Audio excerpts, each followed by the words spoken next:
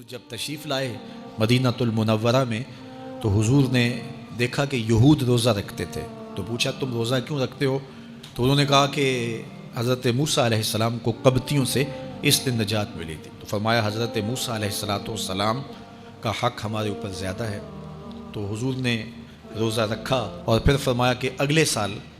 اللہ نے چاہا تو ہم ساتھ ایک روزہ اور شامل کریں گے تاکہ ان سے مشابہت نہ ہو جائے، عددی مشابہت سے بھی بچنے کے لیے حضور نے کہا کہ ہم 2 رکھیں گے۔ تو روزہ اگر عاشورے کا رکھنا چاہیں تو اس کے لیے سنت یہ ہے کہ 7 یا 9 کا شامل کریں یا 11 کا شامل کریں، تو جو افضل ترین روزے ہیں ان میں سے عاشورے کے روزوں کا بھی شمار ہوتا ہے۔ تو اگر ممکن ہو تو جن کو اللہ نے صحت عطا کی ہے،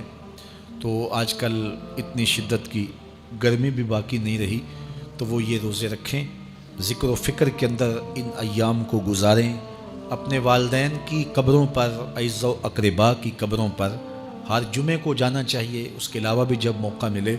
یہ رواج جو پیدا ہو گیا ہے کہ 9 محرم کو یا 10 محرم کو مٹی ڈالنے کے لیے وہاں قبرستان میں جایا جاتا ہے، یہ 8، 10، 15 سال سے شروع ہوا ہے، جبکہ اس کی کوئی اصل نہیں ہے۔ تو اگر آپ روٹین سے جاتے ہیں تو آپ کو ہر جمعے کو جانا چاہیے والدین کی قبروں پر، اور وہاں جا کے ہر جمعے کو سورہ یاسین کی تلاوت کرنی چاہیے۔ تو سال کے بعد صرف 10 محرم کو یا 9 محرم کو جانا، یہ بہرحال اس دور کی ایجاد ہے، یہ کوئی مسنون نہیں ہے اور یہ کوئی سنت نہیں ہے۔ تو روٹین سے اگر کوئی جانے والا ہے تو چلا جاتا ہے تو کوئی حرج نہیں ہے۔ تو باقی یہ بڑے اشرف ایام ہیں، بابرکت ایام ہیں، اور ان کو بہت ساری نسبتیں حاصل ہیں۔ حضرت امام حسین رضی اللہ تعالی عنہ کی شہادت کے ساتھ یوم عاشور کو نسبت حاصل ہے، اور اس کے علاوہ بھی بہت سارے عالی مرتبت جو ہے وہ ہستیوں کے وصال کا دن بھی ہے، اور بہت سارے واقعات اس دن جو ہے وہ روح پذیر ہوئے ہیں۔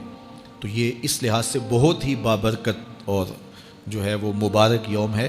تو اس دن کو ذکر و فکر میں، عبادات میں بسر کیجیے گا، اور اپنی زندگی کی ایک ایک ساعت کو اللہ اور اس کے رسول کے نام پر لگا دینے کے جذبوں سے سرشار ہو کے